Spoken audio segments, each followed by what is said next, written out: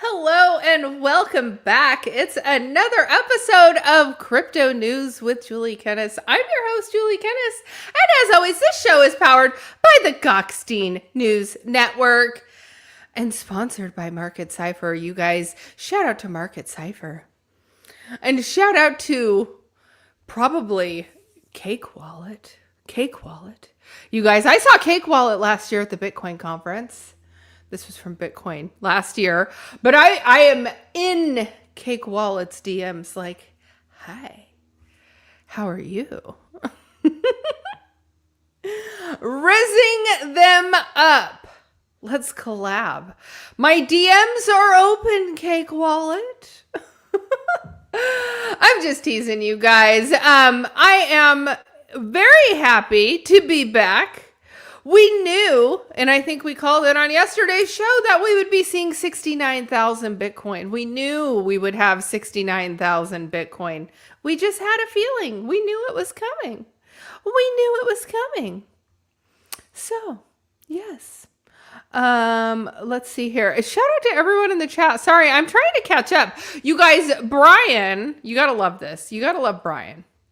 Brian comes in, steals the number one spot from Mike Vollmer. And then he goes, oh, but I've got to leave because my other show is on traditional television. So we're going to go with the trad television night. So he's on trad television night. I think we revoke his number one spot. It's like he went and picked up his bib to run the marathon. And then he got dropped off right at the finish line and said, oh, I won. I'm just teasing. Would I look lovely wearing a headband? Thank you. I like the earmuffs on me. And I don't wear them because I have like pointy ears or anything. My ears are normal. But you guys, the Bitcoin conference in Vegas is coming up. And I did a little bit of shopping. And I'm so excited because, I like to have my outfits on point. And I've been to a couple of Bitcoin conferences now. There's a couple of different things, right? A couple of different looks that people go for. Some people will go for like your standard business attire or business casual attire. And then other people are just straight crypto degen. Now I've always wore like a dress, a skirt. I've had I think the first year I went to the Bitcoin conference, I wore like this three-piece tweed outfit. Really pretty outfit. But this year I'm really excited about my outfit because I'm doing a little like Japanese, almost like schoolgirl inspired theme with like my pleated skirt and my knee-high socks and my cute little girly shoes. I just have the whole, I'm getting so excited because I have the outfit for the conferences dialed in. I already know, in the evening when we go to whatever side events that are going on, I'm sure there's going to be Nolcha shows. So I did put in for our tickets. So we will be attending the conference. Am I frozen? No, I'm back. Okay. So I'm super excited because I do have our tickets pending. And we will be attending. So I started to buy the outfits and I'm so excited. But yes, I need to pick out my outfits for the evening. When I go out, I'm starting to coordinate with people who we're going to, see. One of them is Chris Jordan. So Chris Jordan, he does Coffee with Captain. I was chatting with him. I have not seen him since, I think it's probably been since Austin. So it's been a year and a half since I've seen him. So I'm really excited to see him. He grinds on YouTube. He started initially doing X Spaces, and then he switched to the live streaming format. So I just want to chat with him. He's in the same thing, doing the same things I am. And so sometimes it's just fun to get together with my people. I get to get together with my people.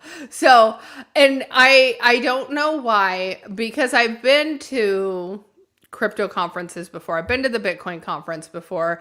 I've been to an epic Bitcoin conference. So there's nothing that really makes this one extra special except for the fact that Joxie and I are going together.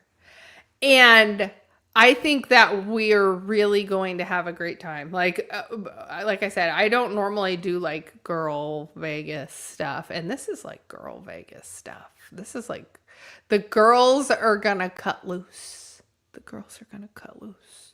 So I'll have to make sure Joxie's good. You know, she drinks and imbibes in the alcohol. So I'll make sure she is safe. I will make sure I get us around safely. And so, yeah, I'm super excited. I'm starting to think about like where we could go eat, who we can see, who we can run into, who we can make content with. I have been working on a content piece that, I think I have it all written out now. So I'm getting really close, and now I just need to kind of cut the scenes for it, I think. And so, yeah. So I'm really excited. I don't know if I'm freezing on my end on my live stream feedback, but let me know if it's okay in the chat, you guys. If it's okay in the chat. So if you guys are new here, smash the subscribe. I go live every day at 1 o'clock Pacific time. That's Monday through Friday, occasionally on the weekends. But of course, with the Bitcoin conference coming up, I will be going live more for the Bitcoin conference, and we will be doing things like going around the strip. So once I'm inside the conference, moving around, it can be a little choppy. Sometimes certain parts of the conference black out. And so, but I do want to do some stuff like going around the strip and things like that. When you're walking through the casinos, also there are dead zones. So you can't always live stream walking through the casinos. So it's kind of hit and miss. I've done it enough times. I kind of know where I can take you now, where I can't take you. So if you're new here, smash the subscribe, because let's see, it's about a month from now. So April 25th, we'll be getting in. April 25th? No, April 26th. I can't remember you. Anyway, but Andrew Gordon was one of the people that I interviewed last year, and he was a phenomenal interview. I'm hoping to see him again. I kind of teased him a little bit because last year when I interviewed him, his assistant initially wrote me back and she's like, "Oh, were you going to go to the brunch?" And the VIP brunch. And I'm like, VIP brunch? Well, yes, I want to go to the VIP brunch. And then she wrote me back and she said, "Oh, I'm so sorry, it's full." Well, so then I kind of gave Andrew a bit of a hard time when we went to do our interview, like, "Hey, you were supposed to invite me to your VIP brunch." And so the VIP brunch, you guys, had like Cynthia Lummis and all of these people who have been working on the drafting of the Clarity Act. And so I just kind of poked him and I'm like, "Hey, don't forget to include me on your VIP brunch." Don't know if he's having one again. But if he has the in with Cynthia Lummis, I'm like, I kind of want to chat with her. Like, look, I know now, right? She's not running for re-election. I think she's had a lot more headwind on the Clarity Act and stable coins and getting everything passed. Like, I think it's been a lot more difficult than she realized. And I think she just doesn't want to continue her re-election. So I would like to chat with her before she exits stage left after proposing the Bitcoin strategic reserve, which we still don't have, by the way. We still don't have a Bitcoin strategic reserve. So we're strategically confiscating Bitcoin, and that is our strategic reserve. So looks like we've got about 20 of you here on the live stream. You guys retweet it out, post it in your group chats, drop some comments. Let's get the vibes going. Let's get some more people in the room. I know the price is down, but who doesn't like Bitcoin at 69,000? We knew it was happening. So, and we kind of knew it was going to be down today. We knew it. So, but we will continue, you guys. Let's go ahead and take a look at the crypto charts.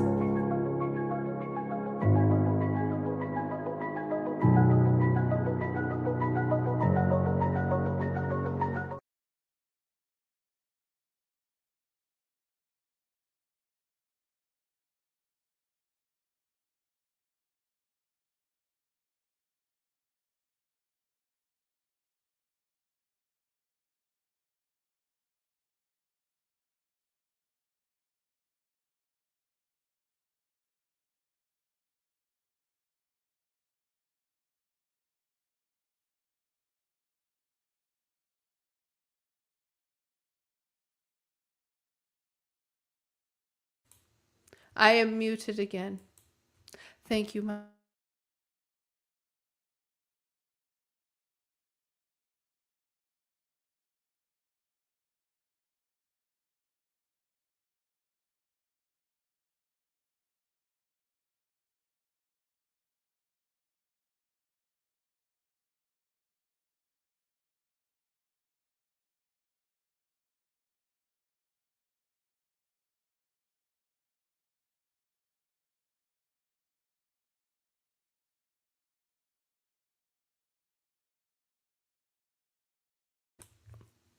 I'm still muted. Did it mute and then remute me? Oh my God. I'm like, hold on. Is Joxie backstage messing with my mic? You guys, she's told me before that she would come in here at some point and just kind of, have some fun with us. Have some fun with us. Like this. I warned you, skank! I'm just kidding. We would never fight. We would never fight. We love each other too much. All right, you guys. Bitcoin fell down a cliff. It fell down a cliff. It went down to 69, and we knew it was going to 69. We knew it. We talked about it yesterday. We did. We talked about it yesterday. So here we are. We've had a nice little pop-up from our 69K. We are headed into Friday, and I want to say that things could potentially be looking good on a Friday, because if we have a positive inflow day, if we have a green day, it typically is on a Friday. I mean, like, look, that's payday, right?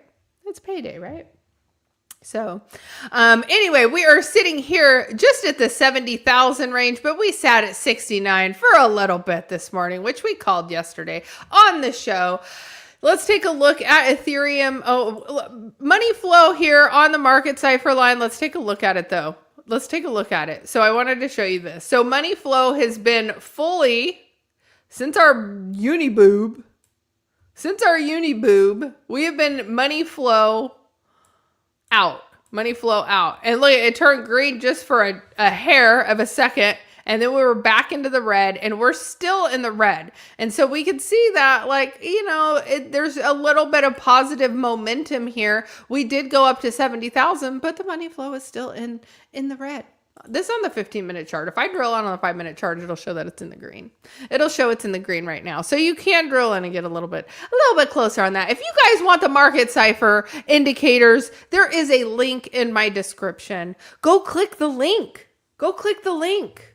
Buy the thing. You get a discount too. And it helps me. It helps me look good. Don't you want to help me look good? Because usually I have to get up and just make myself look good every day. And let me tell you, that gets old. I didn't just wake up like this. Although you guys have seen me when I've just woken up. So there is that too. So Bitcoin, it's down just about 1% on the day, but we're starting to get a little bit of a positive recovery now. So let's go ahead and move it down to Ethereum. Ethereum, we went all the way down to 2,100. We're popped back up to like 2,145. So still just, everything is just still kind of trading sideways. We're in this chop. Unless we have a greater move, either up or down. Right now, bears are in control. Even though there has been some positive flow. There has been some positive Momo. There are some potentially negative things on the horizon we'll talk about. All right. Oh, Solana is trading at $88.97, just below $89. Chainlink, it's hanging on to $9.04. And Binance, it's down ever so slightly. Ever so slightly. Like, wait, ever so slightly. Yeah, it looks like it's only down 1% because I feel like yesterday when we were on the live stream, it was $6.46. So we're down about $6. In the grand scheme of things, Binance is not down that much. Dogecoin is still perpetually at 9 cents, and Sui is down just about a penny. So not too bad. Blocky is in control. Blocky Bear is in control. All right, let's go ahead and move over to our Crypto Bubbles Top 100. Kind of mixed across the board. Was having fun jumping around here.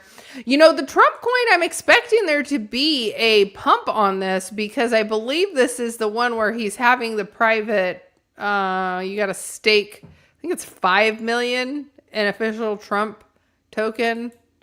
I don't know. I expect it to have a little bit of a pump for the people who want to be included in that. Trump loves his pay for play. Hey, Julie, there is hope. You're doing good. Thank you, Steve Hickey. I appreciate the shout out. That's amazing. Thanks, fam. Thanks.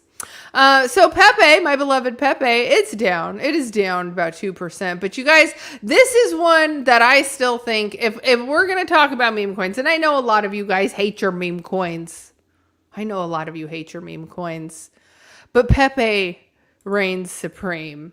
And Pepe has had some good movement on it. And it's one that I will get back into once I start to exit some of my stablecoin positions. But right now I'm hanging on my stables. So, let's see. I wanted to move back over to here. The 2 to 300. Gosh, there was one that had just popped up and disappeared. Some crazy pump and dump over here. I was hoping we could see it again. But look at our good friend Pippin, Scotty Pippin, hanging on to his 220th spot. Down from the top 100. Ouch. Sorry, Scotty Pippin.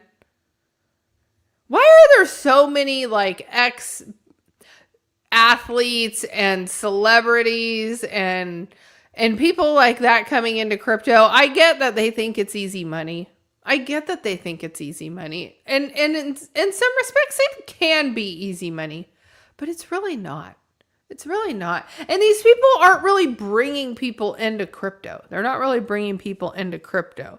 So then are people just playing on the bundles and just don't get me started because you know, I felt a certain sort of way about Iggy Azalea when she dropped her token and she was doing Oh Mother Provides and she was twerking and it was like full on strip clubs. And I was like, crypto had never felt more disgusting than when all these coins were being launched. We had Iggy Azalea and all of her stripper girls twerking. Like it just... Like, people were doing drugs on the live streams. Like, it just, like, really descended into pure madness. It was pure madness. And people were all cheering it on. I hope we do better this next time. You guys, I hope we do better this next time. Because as an industry, we truly deserve so much better. And people are pouring so much of their hard-earned money, time, etc. into the things that they're building here. And it's funny to me because you will actually see people from like Solana Foundation that will tell these influencers who are very extreme in what they do. They'll just say, please stop. Please stop. And that's just sad. You know, that's just sad. Is that really, do you really want, you know, the foundation to be embarrassed of you and how you're portraying that blockchain or the image that you're giving the world of that blockchain? It's like people automatically judge chains. You know, the Bitcoin crowd is one crowd. Because you have the Bitcoin maxis that are like anti anything but just pure Bitcoin. And then you have people that are Bitcoin maxis that build on Bitcoin. But then you have Solana and Ethereum and Cardano, you can go down the line. You can go down the line. There's all of them. And depending on the ones that you've used, you may have found that each different blockchain has its own community, its own flavor, its own brand. And some of it comes from a foundation level and some of it doesn't. Some of it are just, people doing a guerrilla marketing on their own, like scaling the Hollywood sign and doing stuff like that. And not that there's anything wrong with that. It gets views. It gets a lot of attention. I don't know if getting arrested would be the attention that I would want. But I mean, it gets the attention. It gets the attention. So it works. It works. And I will never be that extreme. But you guys better know that me and Joxie are going to have so much fun. We're going to clip our microphones on and we're going to go do some fun shenanigans. And you guys are all on the ride with us. So I hope you guys are all ready to have some fun. So, but until then, let's get into some breaking news.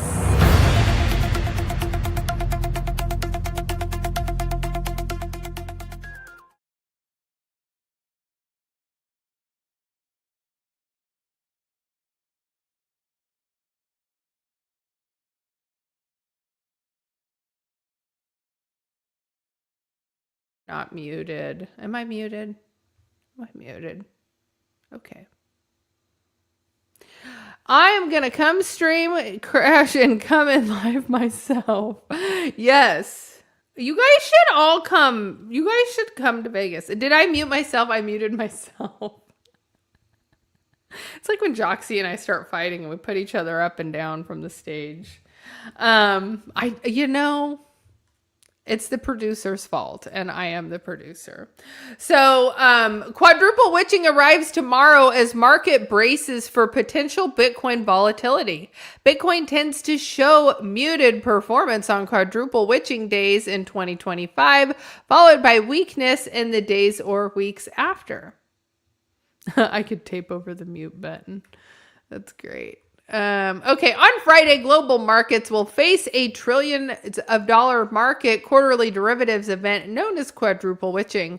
The event occurs on the third Friday of March, June, September, and December, when 4 major types of derivatives expire simultaneously. These include stock index future, stock index options, single stock options, and single stock futures. So, because traders must close, roll, or settle these positions simultaneously, trading activity often surges and price swings can intensify on traditional markets, in the traditional market. So, we will see some volatility tomorrow. Although, yes, I would expect hey, it's Friday. We could have a positive day. I am not too sure. And perhaps the volatility gives us a positive Friday, but then it dumps. It could dump. It could just be positive because of all of the positions moving. Exact figures for the March 2026 expiry have not yet been published, though recent events illustrate the scale. In March of 2025, roughly 4.7 trillion worth of equity and index derivatives expired during the quarterly event.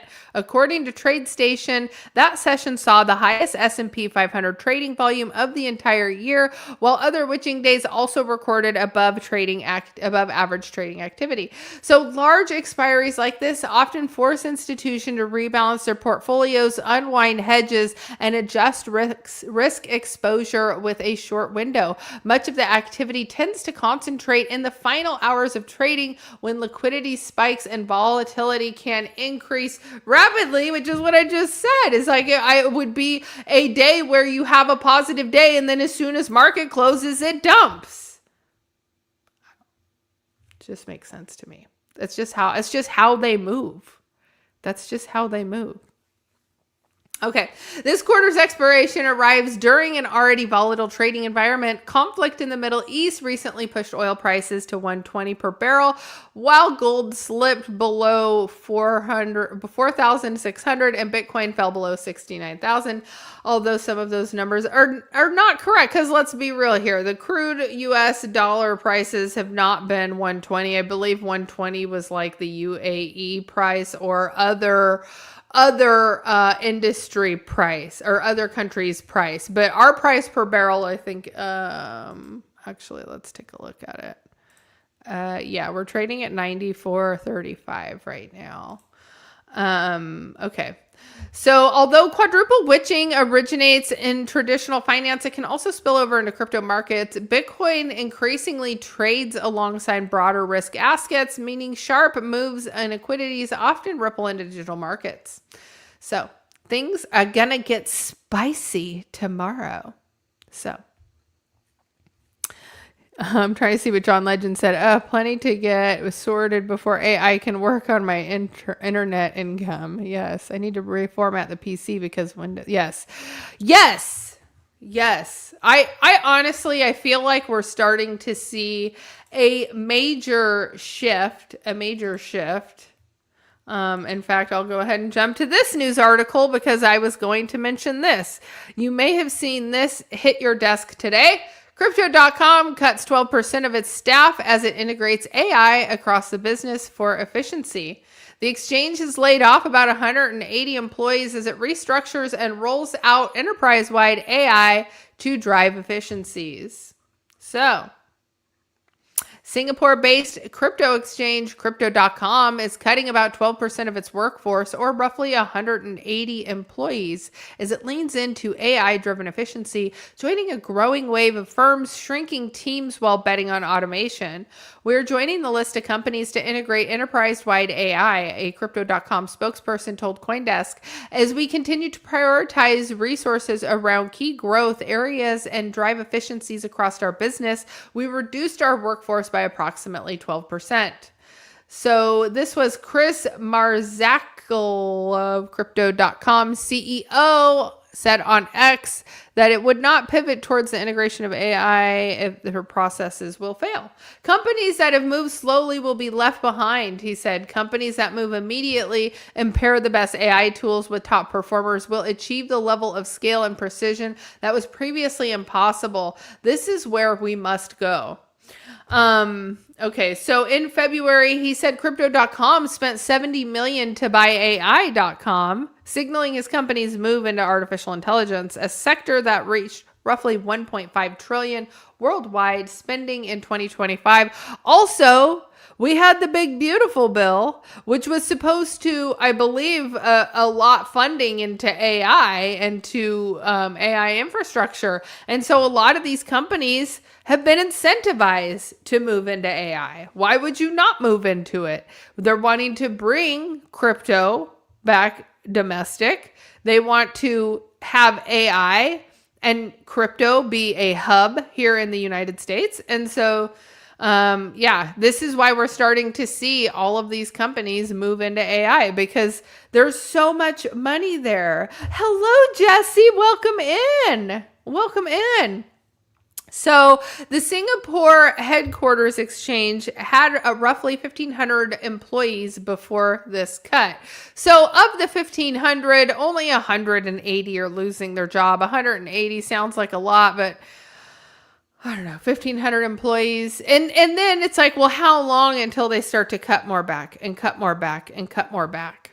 So let's see. The move marks the latest round of layoffs for Crypto.com, which has trimmed the staff multiple times in recent years, like I was saying, amid shifting market conditions and internal restructuring, including a 20% workforce reduction in 2023. Plus Singapore, I imagine, I believe like the cost of living is fairly high in Singapore, so I would imagine they have to pay a really good wage to the people who live there. But again, these are jobs that could have stayed here probably in the US if we did not have unfriendly regulation under the Biden administration that pushed these companies abroad because they had fear of being served well notices, of having to shut down, of being debanked. There's like so many different levels of what they were doing to systematically drive businesses abroad. So, let's see. Crypto.com layoff also follows Block's decision to reduce the 6,000 strong workforce by 40%. So it's just more jobs that are being taken away by AI. But I wonder, this is what I wonder, like, is there a database? Is somebody documenting how many of these jobs are being cut by these large corporations due to AI? Like Amazon, like Crypto.com, like all of these other companies that are starting to switch to a more automated industry. And if these companies are here working within the US and they're benefiting from the US economy, are these corporations going to have to pay? Like, just because you reduce your workforce, like they've reduced their workforce, it lowers their overhead. So the long-term goal is, although the robots and the integration of AI may be a steep upfront cost, there's government programs to help you do the funding. You already have the lion's share of all of the money coming in to be able to fund for you to transition into AI. And then you're cutting all of those jobs permanently so that you've reduced your operating expense indefinitely. Because again, you don't have to pay for medical expenses or somebody having, PTO, or your robots are just going to do the thing. Except for if you guys saw that one video of the robot that went rogue in the restaurant and he started like dancing and going crazy and they were all trying to like stop the robot. Yeah, there's going to be more of that. But when Elon Musk talks about a high universal income, I wonder if people who have been systematically removed from the workforce because of AI will be able to apply for these initial high universal payouts. Like, think about like the UAE, everybody became so wealthy there because they paid all of their citizens for extracting the oil. That's why everybody's wealthy there. Everybody has a high universal income there. So, I'm not saying I'm for a high universal income, but I mean, if these jobs are truly going to go away and there are no more jobs for people, then something has to give, right? So, but don't get me started on like the whole Bill Gates thing and his eugenics crap, because I think there's more stuff going on. There's more layers to this, but anyway. OpenClaw developers targeted in GitHub phishing scam offering fake token airdrops. So security researchers said attackers are impersonating OpenClaw on GitHub, luring developers to bogus claw tokens in giveaways that trick users into connecting their crypto wallets. So imagine this. You have OpenClaw running some trading for you, or it's potentially doing some automated withdrawal from your crypto account. And that essentially leaves an open vulnerability. That is an open port. So OpenClaw developers on GitHub, a platform and for collaboration and version control, are being targeted in a phishing campaign using fake token giveaways to lure victims to connecting their crypto wallets that can then be drained. The attackers created bogus GitHub accounts, targeted developers and issue threads, claiming that they had been selected to receive roughly 5,000 worth of claw tokens. A Tel Aviv-based cyber security company, OX Security, said on a blog post Wednesday. The attackers post links to the near identical clone of the OpenClaw website, but with a key addition, the prompt to connect the crypto wallet. Once the wallet's connected, the malicious code can trigger transactions or approvals that allow attackers to siphon the funds. The phishing page supports major wallets including MetaMask, Wallet Connect, and Trust Wallet, widening the potential impact, OX said.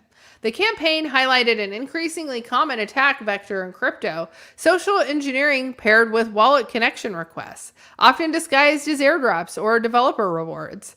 By targeting GitHub users who interacted with OpenClaw-related repositories, the attackers made outreach appear more credible. So OpenClaw is an open source AI agent framework and developer tool that has recently attracted attention and controversy over crypto-related scams. So this is where we're at. There is a key, and people are now using OpenClaw to be able to exploit these open connections. So always remember to revoke your open connections, and just, you always need to do wallet maintenance. Always need to do wallet maintenance, because if too much time goes by, then you will forget about all of the things that you have open and all of the vulnerabilities that expose your money to scammers, to people who are trying to drain your wallet. So Bitcoin prediction market sees a 70% chance that Bitcoin crashes to 55K in 2026.